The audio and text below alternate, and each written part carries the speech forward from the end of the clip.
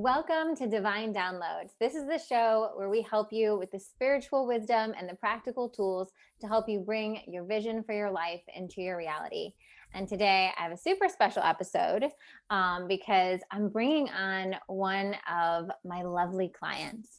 And I wanted to bring on Michelle Pietrafitta. She is a musician and a drummer, and I'll let her tell you more about herself. But we've been working together for a little under a year now, I think. She's been in my circle for over a year through different programs and things. And her story is I think it's going to be so empowering for anyone out there who is scared of dreaming big, for anyone out there who has a desire in their heart that is just, their mind is massacring by saying, like, how could this happen? It's not possible. It's not practical.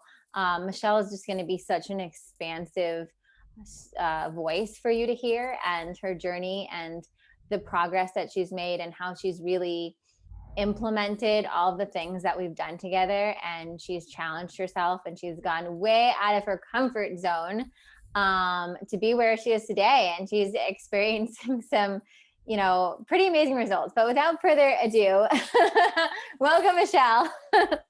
Thank you so much. I'm so excited.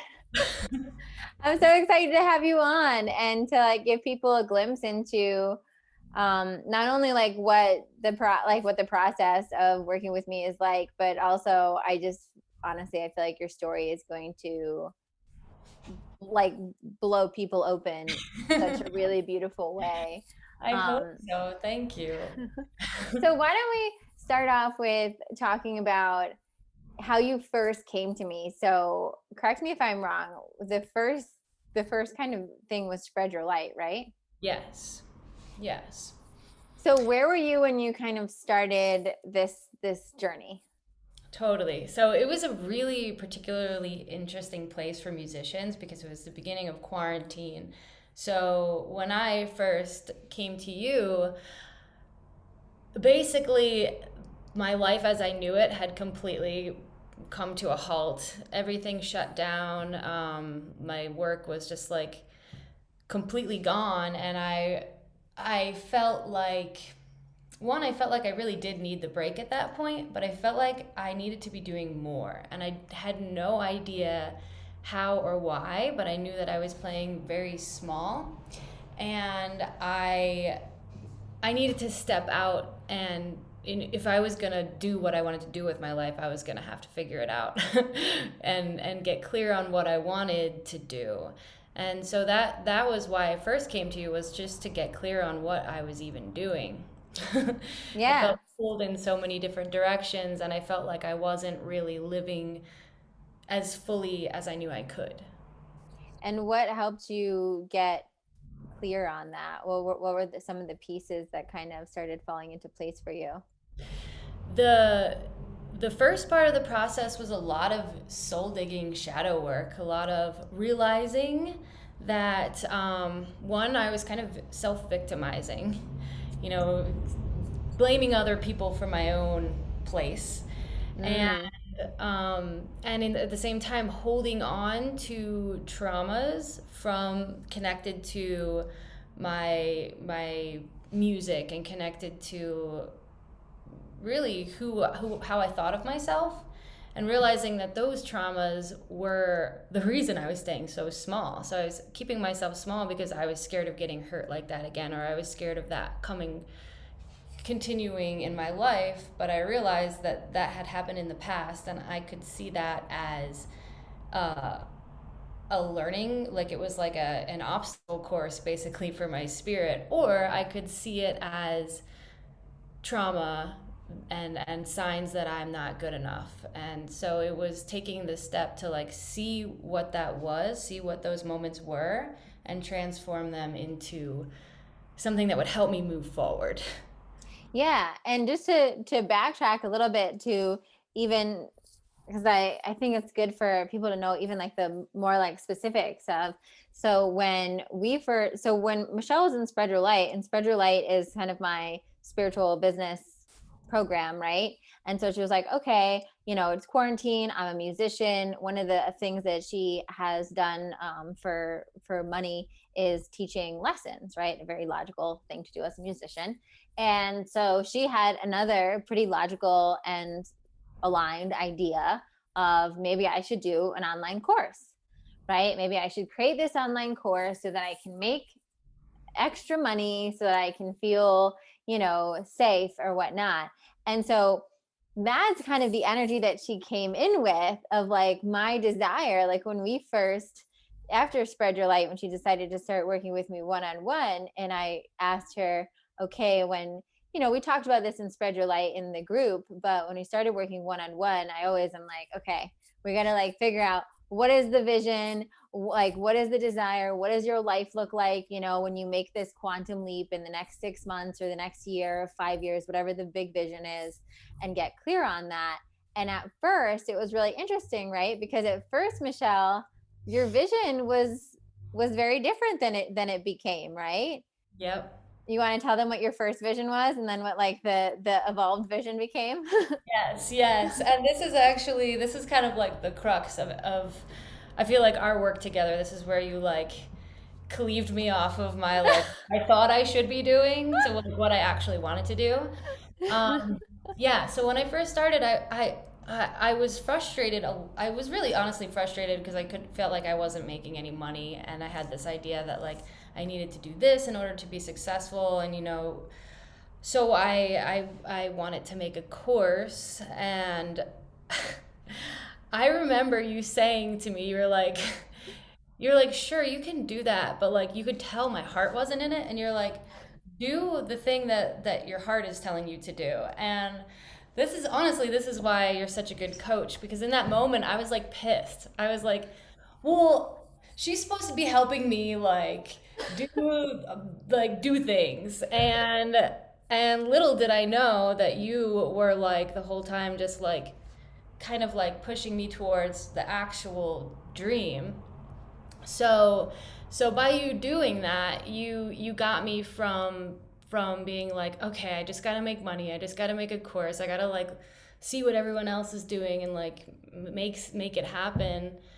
You you pushed me towards like, hey, that's your dream right there. Like, and I'm in the process of it now, but like writing music and writing an album and actually just like going all in on performing and doing the whole thing. And yeah, you shone the light on that part of myself, and I uh even when I didn't believe in myself, I saw that you believed in me, and so I went for it, and that everything changed from there. I love that. And I want to get to the everything changed when that happened. But I think this is such an important, thing for people to hear and to just realize that, like, from my perspective, this happens with almost every client of mine. Almost every client of mine that I see comes in with what I call like a manageable dream, you Right, know, right. where they're like, oh, well, I actually like really want to be the next Oprah, but I'm going to settle for having 1,000 followers and making enough to pay rent, Right. and whatever. That's like being a joke of it. But, one of the biggest things I feel like I learned in my life and along the way is like, I call it, I think I probably said this to you, it's like, just skip to the good stuff, right? Yeah, Like, it's yeah. we've created all of these kind of false illusions, right? About like, oh, well, it would be easier for me to create a online course and make money that way than book gigs and make money that way, right? Or, you know, these other like what do you call it? Jobs that are actually you getting to do your talent, right? The thing that you really Right, want to do. right. And that's why I love your example so much, because you are, as a musician, it's something that I think everyone can look at and really be in awe of, right? It's one of those things where, for whatever reason, even though the truth of the universe is that it's all really the same, Hmm. right? The truth of the universe is that becoming a successful musician, becoming a successful stock trader, becoming a successful whatever, it's all really the same, right? It just matters what's your dream, what's your desire. Mhm. But when we come to the arts, especially, and I love the arts too for this reason, the Pisces in me, um, is that there's so much like vagueness, right? There's so Yeah, much like mystery, yeah, like yeah. like it's like the stars really need to align, right? To make that happen. And we see it more as like the star, like no one's thinking like, oh, Warren Buffett had the stars align to become, Warren Buffett. But when you look at like Madonna, you're like the stars aligned for Madonna, to be Madonna, right? Yeah, Or whatever the example is. But so I love this topic of you being a musician, because for anyone listening, like there's no career or no thing that you can manifest that you couldn't mirror and like look at Michelle and be like, okay, well, if she can do this for this, then I can do this for that. And it is one of those things that it's so, the first, like, it's like the first kind of like thing of manifesting, right? Because here's the thing, the truth is we might have been able to get you a really successful online course going, right. right? So we would have wasted how much time, how much energy, how many resources to build a half dream. Yeah, exactly. Yeah. And some when I finally there's a point where things click when you're like, okay, I'm like you decide. You're like I'm deciding I'm going to do this, and then everything you do is to facilitate that. The momentum goes just like it could in if for anything that you would want to do, except for there's no friction of I don't know if I really want to be doing this. It's like my whole heart's in it, and my decision was to go for it, and so like everything is going in the same direction, and it really gets a lot of momentum. Yeah, I love that. There's so many people describe that moment, that there's like, and until you have it, it's really hard, I think, for someone to like get it. But there is like this like deciding moment. But I'm curious about the moment before that, right? That moment where, so we had that talk. I had kind of, upset you. I always know when that session happens, I always know that they're like silently cursing me, but then like the next session they love me, and they're like, oh, thank God for you. like, no, like, it's okay, you don't have to like me right now. Yes. but but you have to trust me. That's the huge thing. You don't have to like Yeah. me, but you have to trust me. Yes. And but in that moment, so you're faced with that realization. You're like, okay, she called me on it. Or for those of you at home, maybe you're like, okay, that podcast called me on it. And and now I'm faced with like, okay, I was going for this because this is the safe thing, because on some level in my mind, I've decided that it'd be easier to be successful or make money or whatever it is doing this thing. Yeah. And here's the thing I really desire that scares the pants off me, that feels really like vague and mysterious. And like I need the stars to align for to have like a shot at it. But that's the thing I really want I really want. So you're at that moment, you know that that's what you really want. And what did that process look like for you to get from that realization to being able to say, like, deciding to go for it? And like, because I'm sure there was a lot of feelings and nervousness and am I sabotaging my whole, is this woman gonna like make me homeless, you know? Yeah, totally. That was a thought. I was like, crap, I'm doing this. There were a lot of factors, and so on one side, it's just showing up and actually doing the work before you even believe that it's going to go anywhere. And so this is like the embodiment that we always talk about. And like, so my one of my like year goals was to finish writing the songs and release my first solo album. And I remember you said to me, okay, so non-negotiable, every day you're gonna write. And I don't know if I told you this, but at that point, I didn't even really know how to write songs. I'm a drummer, so I'm always playing other people's songs and like was kind of doing that the whole time. And I was like, So when you gave me that assignment, I was just like, what am I gonna do? Like sit there and, but that's what I did every morning. I got up and I showed up for the page and just like allowed myself to just write a bunch of crap for a while.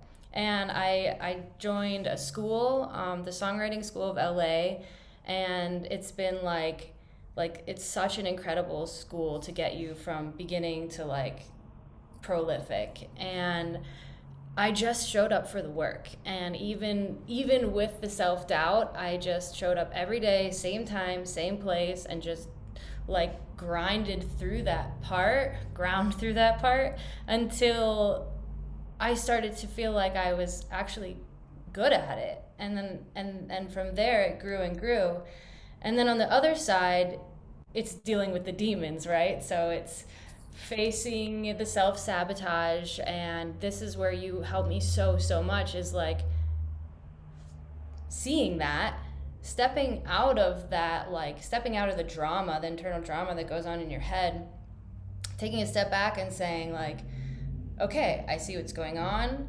I start to look for my self sabotage tendencies so that I'm like, okay, that's a self sabotage move. I see what I'm doing there. And like getting really perceptive to all those ways in which I sabotage myself, and creating practices to stay in rooted in my own spirit. Yeah. And so I feel like the realist question that people are probably wondering is financially, how did that look for you? Was there, you know, were there things that you were doing financially before that you had to release to give the time to this? Were you able, was it more of you just not focusing on creating the courses or the other things, or putting energy into making more money that way? How did it go financially? And how much of a factor was that in you? And I feel like I know these answers, but I want you to say them because I think these are the things that people think about, that when they're like, okay, great. So that's all fine and well and dandy in a vacuum, Yeah. where everything's provided for us, we'd all just like go for the moonshot. Why not? Right. Right. And oftentimes it's like that, am I going to be homeless, or am I going to be, am I going to pay rent, or, what's it going to Yeah, look like? So tell us a little bit about that journey and how that like kind of factored into it all. totally. It got scary for a minute, I'm not gonna lie. It got like very tight and very um like I leaned on credit cards. Honestly, I did. And but I kept the faith. Like I knew that, like I felt like I was kind of going through the threshold, and there's no easy way about it, really. It's like you just got to keep trusting and pushing through the threshold. And you know you got to look out for yourself, and don't be like totally all sense to the wind. Take care of yourself, make sure you're eating and stuff. But I let things get really really hard because I knew that it was going to work out, and because I saw the progress that I was doing, and I pushed through it. And as I worked through my self-doubt stuff, I got more work because I wasn't thinking like I'm not good enough to teach people or whatever. So I was just like getting jobs really easy, getting students really easy. And as gigs started coming back from quarantine, as there are now, we're getting a lot of gigs. I have like my money-ish has gone down so much because my self-worth has gone up so much that now when I'm pitching, I pitch for a lot more money, and I don't feel weird about it at all. So it's actually, even though I had to sacrifice a little bit and like push through a scary point, it's in the long run made things a lot better. Absolutely. And now you're making even more money doing the things you love, Right. And it's right? all that. There's no side, like my side stuff is like music side stuff. It's Yeah. all I it's worth the work because I get to wake up every day and I'm like, okay, my to-do list. Play drums, write a song, record a song, have like a video shoot with my band, a photo shoot with my band, like all like it's all just it feels like one big passion project. Yeah, it's amazing.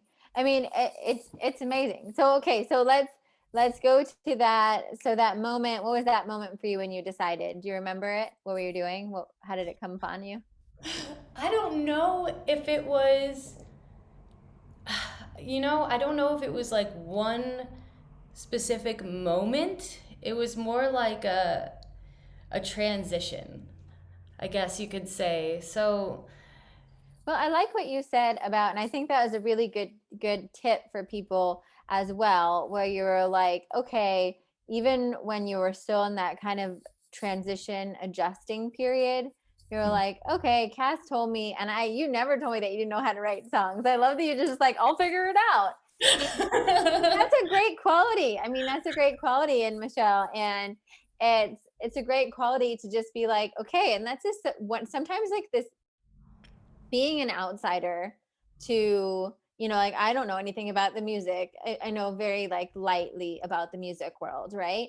But sometimes it's helpful, honestly, to have someone that's like out of the world to be like, okay, totally. the obvious things to me would be, if your goal is to, write your album and have that, is that you have time every day that, one, you practice your craft and your writing, and like X, Y, and Z. And then we discussed also having like some time one day that's more of like quote unquote marketing time, where maybe you like reach out to people, and like for whether it's for gigs or for studio contacts or whatnot, but having those things, and then just allowing yourself, even for someone who is doing this, and like you said with your money journey, which I appreciate you being so honest with. I know it was tight for you, but also one thing that you didn't mention was that there were times where literally Michelle manifested like random money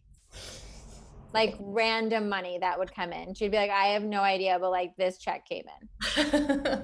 And It and always worked out like that. Yeah. And if it was really hard, it would be like, whoa, cool. That's really helpful right now. right, and and it just goes to show you, the thing is, it's scary, and I would never, I don't, just to be clear, I didn't like advocate for Michelle to put things on credit cards or anything like that. That No, was no, that was fully all me. That was all fully me. her own choice.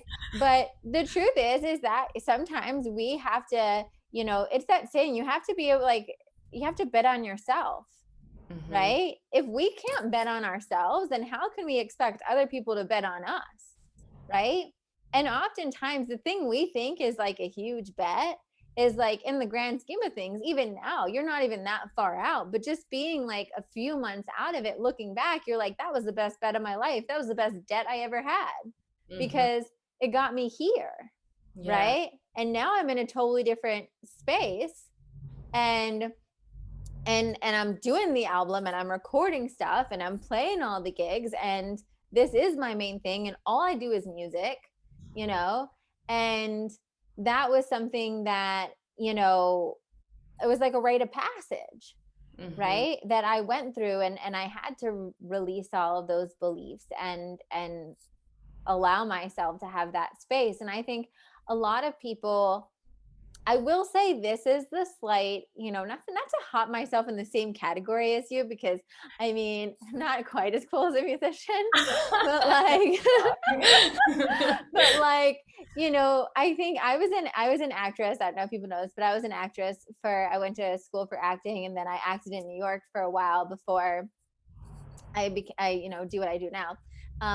And even being an entrepreneur, I will say, when you have that kind of like I've always had that, right? Kind of like more volatile question mark life. And so that allows you, I think, in a certain way, to be a little bit more comfortable with risk. Yeah. Um, However, it does not, like you said, and I can speak for this for myself as well, it does not make you immune to it. It's still really scary. And we even have our like safety nets within that, world Right. where we're like, okay, like I have this safety net, right? Like, oh, I'll do like this kind of work that maybe isn't like my dream work, but it'll pay me, And so we always have to negotiate with that as well. And, you know, for people that have like their, a full-time job, I think it's even harder for them on some level because Yeah. they're so used to so much stability that it can feel really crazy. Hmm. But I love the thing that you shared about just starting to incorporate those things while you're trying to get your belief there. Yeah. Because even if whatever job you have right now, and you have like whatever your big dream desire is, if you can find at least a few hours a week, even if it's on a weekend, where you like show up for that. And then Hmm. I always say, wait until the whatever job you have or whatever gigs, the part-time gigs you have that aren't like aligned with your highest desire. Wait until they're actually getting in the way, right? Yeah. And when they're actually getting in the way, then it's like bye, right? Like when you're on tour so much, say you're like, then you're going to be like, okay, like if something else comes up that's not on, like if like being on tour is like number one, and then doing like, I know you also like do, I'm going to butcher the name of it, like musical riffs for different things, right? What do you explain it? I'm sorry. I love that. Tracks. Well, so I do.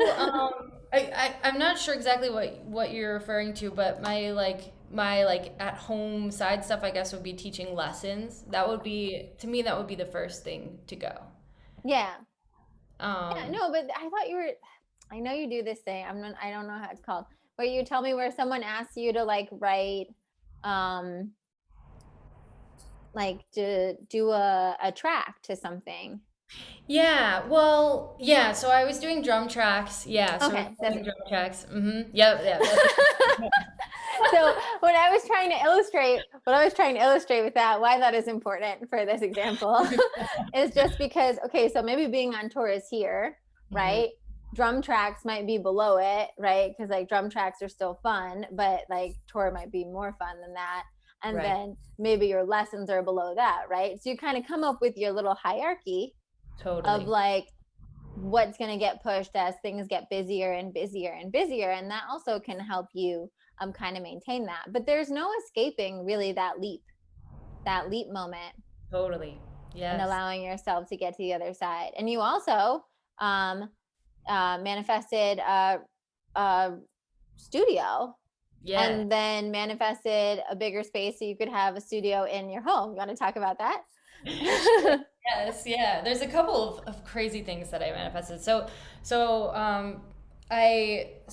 this is probably a good thing to talk about. So when I was starting to write all the songs and like learning how to write songs, part of something Cass and I talk about a lot is quantum embodiment. So basically, just like stepping into the role, and then as you're stepping into it, that's when you're like, oh well, this is what I do, this is who I am, and you naturally merge with that. And so the studio was basically that for me. I was it was quarantine, so like I had roommates at the time, so we were like kind of on top of each other, and I needed a space, and I was like, you know what, I'm just going to rent a space that is specifically for doing this work. And then there's and by doing so, I had a separate space to block out the world and do the work, but also I was like, wow, I have a studio to write songs, like I better show up for writing songs. And I did, and it really grew. It helped me grow and flourish in such a way. And then I was like, I need a place where I can have my drums and my songwriting in the same room, because this is just feeling too apart. And right when I had that thought, my roommate was like, hey, I'm moving out. And I was like, I'm just taking over your space. So now I've got it all in my house. I've got my songwriting workshop and my drum workshop all in the same place, so I can record everything together. And it's so lovely. It's right. It's such a huge difference from like where you were when we first started and how seriously you were taking your career. Right. I was basically hiding in a corner in my room with all my stuff, trying to like do it with equipment that it couldn't handle what I wanted to do. And by stepping up my space and my equipment and everything, it allowed me to have the room to really grow. Yeah. Absolutely. And now it's also, when we talk about quantum embodiment, it's also, it's the vibration and the frequency, Hmm. right? Of where you are. And so you stepping into first when it was like stepping into your studio space. And I do remember there was some releasing and shifting that you had to, do energetically to feel comfortable investing in that, because that was, an investment. And then also this is an investment too, but since you already made that investment, this one was more comfortable, Yeah, it was right? like a Because little step up, and it's bigger than the first investment. So it's like before I took the first studio, if I looked at this now, I would have been like, no way, that's not possible. And yeah, just like probably 4 months later, and it's like comfortable. yeah, that's the magic of doing the work. Hmm. That's the magic of doing the work. And then it's like you're just like, oh well, I arrived here. Look at here. I'm here now. What else Right? can I do? Right? What else can I do? And that's it. That's the fun of it, right? Because then you're Yeah. like, okay, and it does. That's why I think the most important thing is to make sure you're aiming your arrow in the right direction, right? Yes. Because Yeah. once you aim the arrow in the right direction, yeah, there's going to be like stages and steps of that. But as long as you're going in the right direction, if you keep on just moving forward, you'll get there, right? Because it's like little by little, once we expand to say, oh, it's totally possible for me to support myself as just a musician, right? And then we do it, then we're like, okay, it's totally possible to support myself as a musician doing just this and this. And then I do it, right? I totally support possible with a studio. Okay. And then we do it. And they're like, with a home studio. And then we do it, right? And then it's like, what's next? Exactly. Just keeps growing. So, what, is there any other manifestations that you want to share with people that you feel particularly called to?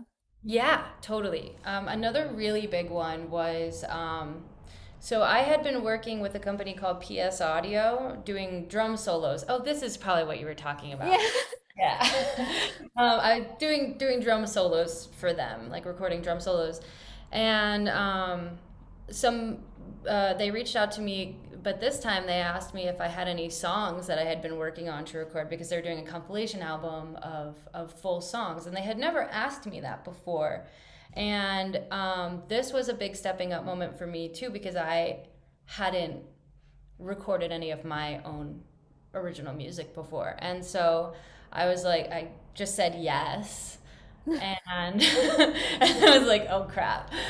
All right. But so basically it wasn't, not only was it them recording my songs, but they were recording my songs in an amazing studio. They paid me quite a bit for the compositions and for I played drums, sang, and played guitar on them. So I got paid for like all those things.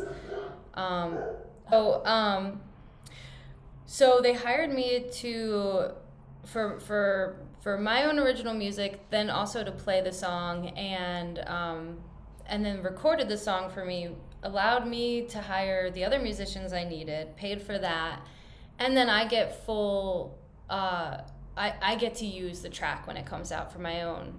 So it's not like they just own it and I can't use it. So it was like basically getting paid a nice amount to record my first demo that will also be on their compilation album so people will hear it. And I Amazing. couldn't have imagined, I couldn't have come up with that on my own. Right? It was even better, Yeah. right? But you were holding the vision for your demo, right? Right. Right. And I love that. And it's like when we hold that vision and we're open energetically to how it can happen, then beautiful things like that happen. And that's why I always say, like, don't get, I just did before this podcast, I did this manifesting masterclass I was teaching. And one of the things that I said was that, you know, cling to the essence, right? The essence of the desire of what you want to manifest, of what you want to feel, right? Like the essence is I want my original songs, I want them produced well, I want to be feeling empowered and supported and excited and all of that stuff when it happens, right? And then it's like let the universe fill it in, because clearly what they had in store for you was probably better than you had even imagined it could be like. Yeah, because I was starting to think like, okay, I'm gonna have to think about how to get into the studio, how to pay for this, and that came up, and one, it helped me to believe in what I was doing because I was like, it was like all in action, and not, it wasn't just in my head like me in my room doing this anymore. It was like out in the world, working with an engineer, getting comfortable with like giving other musicians their parts and doing that whole thing. It was a big step up for me because even though I have been in music for a long time and I've recorded in the studio and I do that a significant amount. It was my own project. Yeah. And it was that whole, like a whole new level of your profession and operating, really, Yeah. to be able to do all of that, which is incredible. So what do you feel like really helped that come through? Or should I say, was there was there a releasing of having you feeling was there a releasing of you feeling like you had to figure it out in the way that you know that you think helped that came through, or what do you think? Yeah.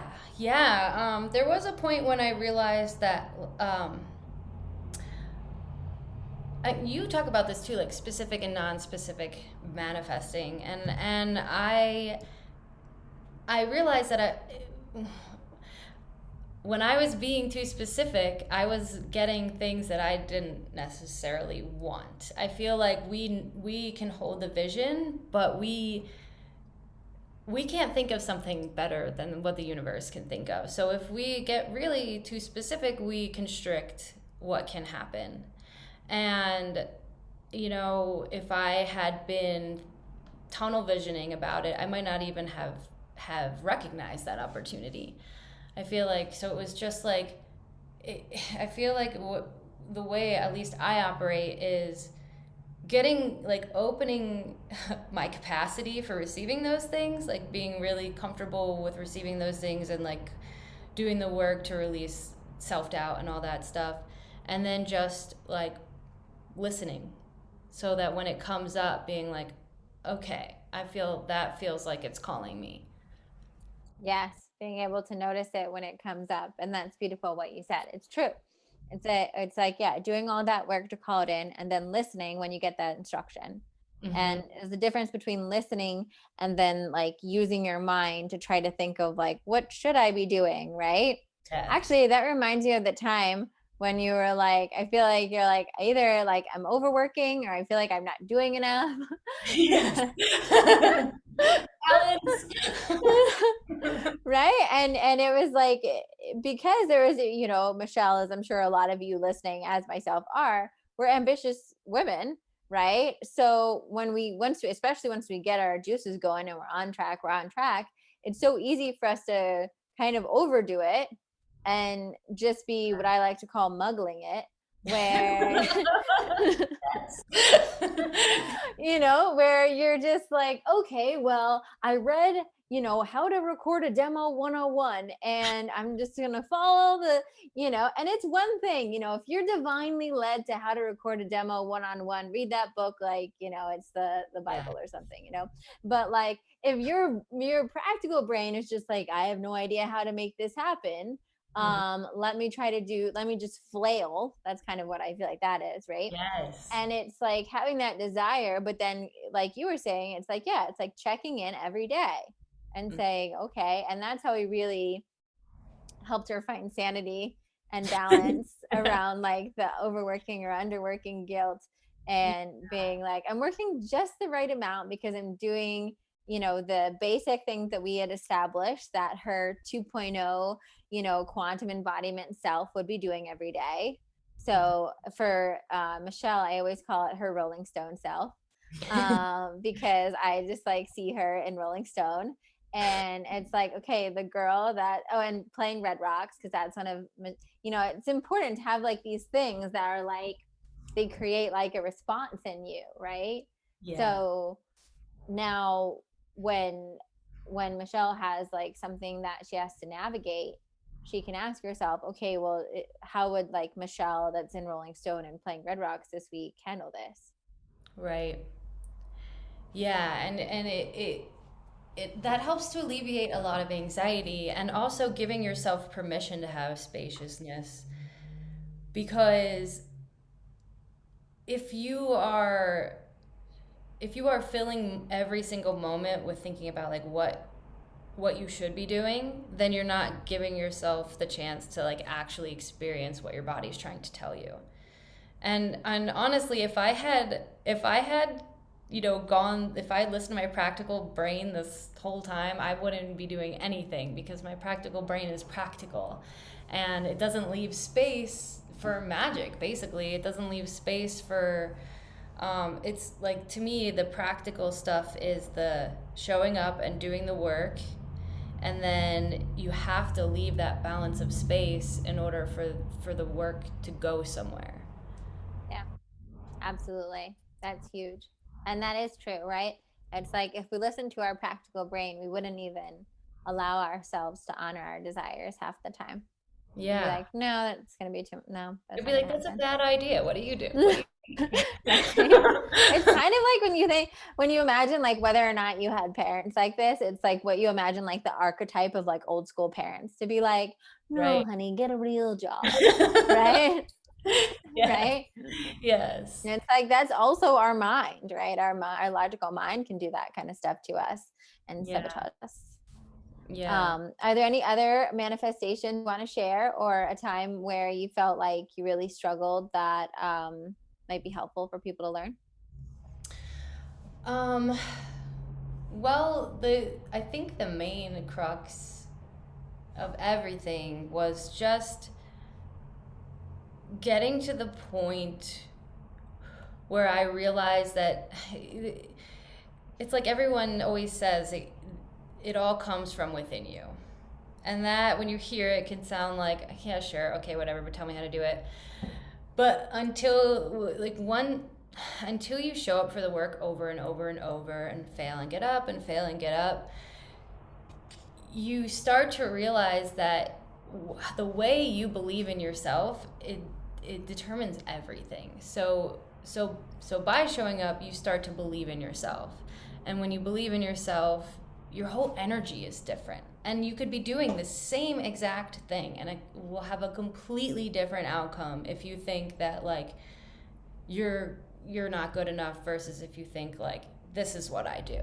And it's a whole different thing. So that was getting to that point was night and day to me. And for that, it was just showing up and in the face of disbelief, becoming that by doing the work and releasing all of the self-doubt because everybody deals with that no matter where they are on the path.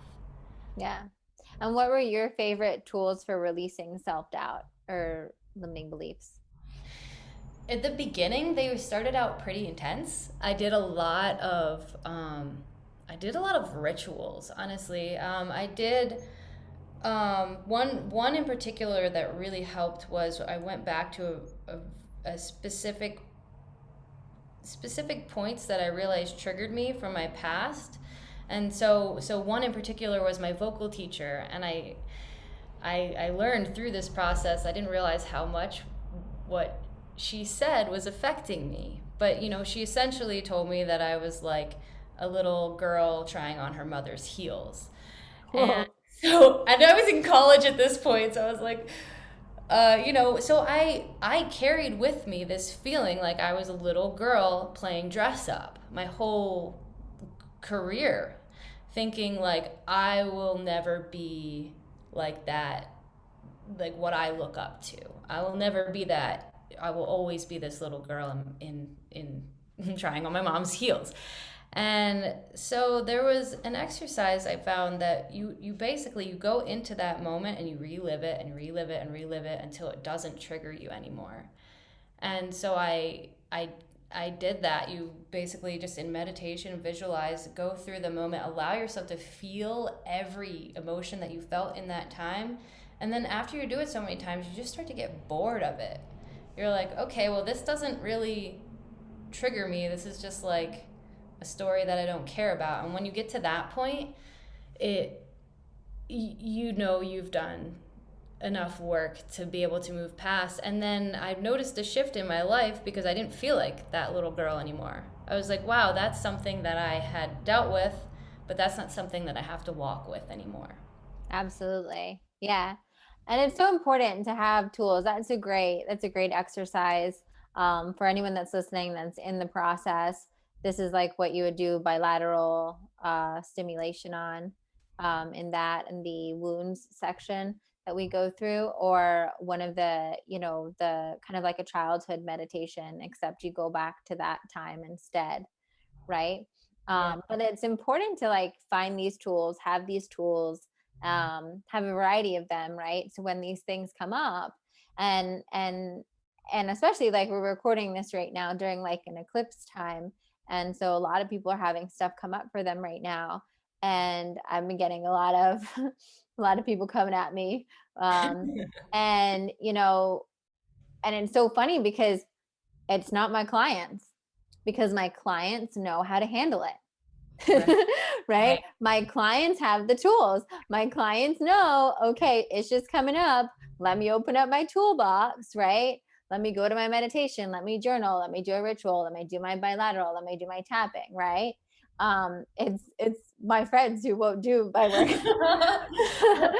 One of the most important things you told me about that, because if you ever work with Cash, she's going to give you tons of tools.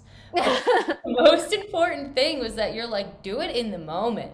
Like if you're sitting there and you're like starting to feel something, don't be like, oh, I'll work on that in my meditation in the morning. Like stop what you're doing and be like, why am I feeling like this? And what is this? Let me move through it. Let me try and figure out what it is.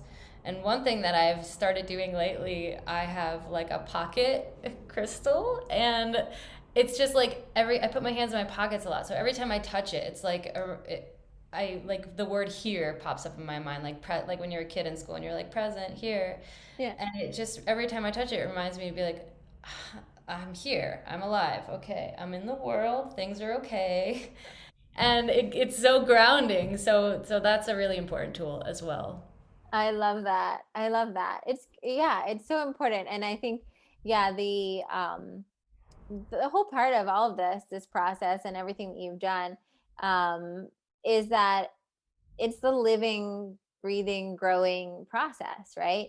Mhm. So it's being able to, it's not like you've come like a incredible way since you began.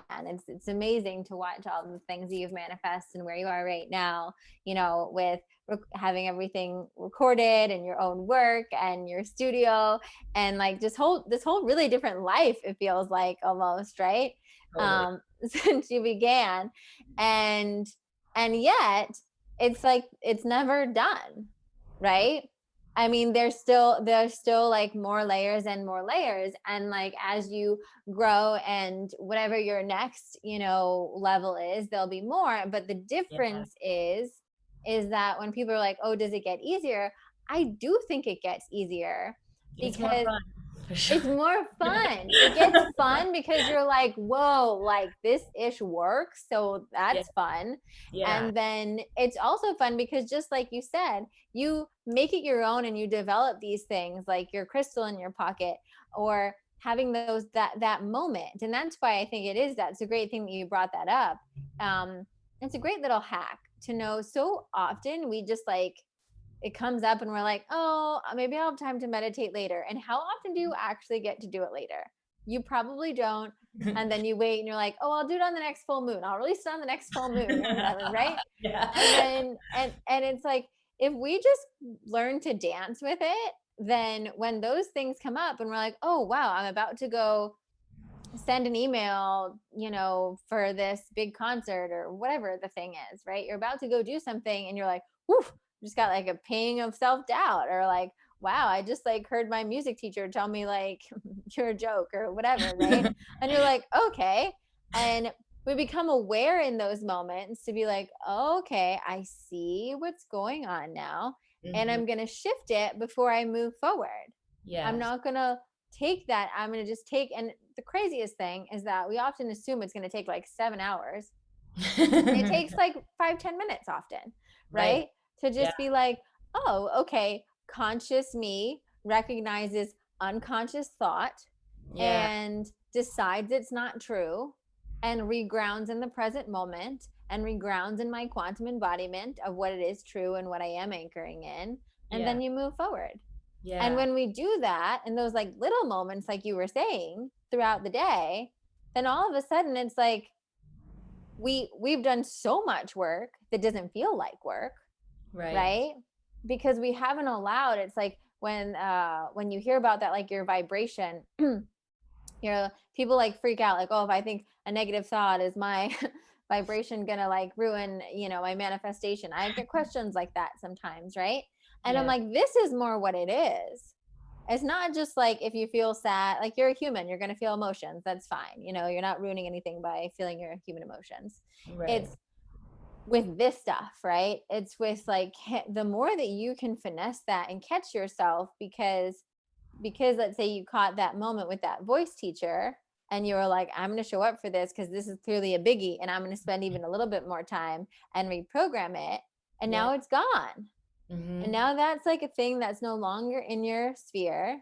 And Right. then like the next time, if you have a thought that says like, oh, Michelle, like no one's gonna book you, I don't know, whatever, right? With these like things we think, right? But Yeah. if you have a thought like that, and let's say you have it every time you go to submit to, for a booking for when you're like doing a show or something like that, but every time you're like, stop, check in with myself. That's Right. bullshit. What's Yeah. true? The true is that I'm really talented. What's true is that they'd be lucky to have me play.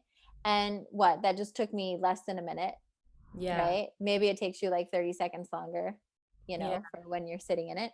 But, and then you move forward from that, and you do that a couple times, and then that thought's gone. That thought's like, okay, well, every time I do that, she's just going to swat me away. So why do I even try? Right? Pruning. It's like pruning. Yes. It's like pruning. Well, I'm so proud of you, Michelle. You're literally a rock star. You really are, both in manifestation and in music. Um, thank you for coming on the podcast. Thank you for sharing your story. Do you have any closing wisdom or words to anyone that's listening, that's just at the beginning of their journey right now? I would just say that it's we have a tendency to tell ourselves stories, and if you just keep coming back to the realization that you're alive and you're conscious and coming back to grounding in your awareness, you can always you always realize that those stories are just stories and they don't have to run your life. You're in the driver's seat. Your fear doesn't have to be in the driver's seat. So if you continually come back to that and believe in yourself and just keep moving towards a dream, it'll happen for you. Amen to that. And I will put all of Michelle's social media and her YouTube and stuff below if you want to check out her amazing music, or you want to follow along with her on her journey. Be sure to do that. She's lovely. And thank you guys for listening. And I'll see you next week here on Divine Downloads. Thank you.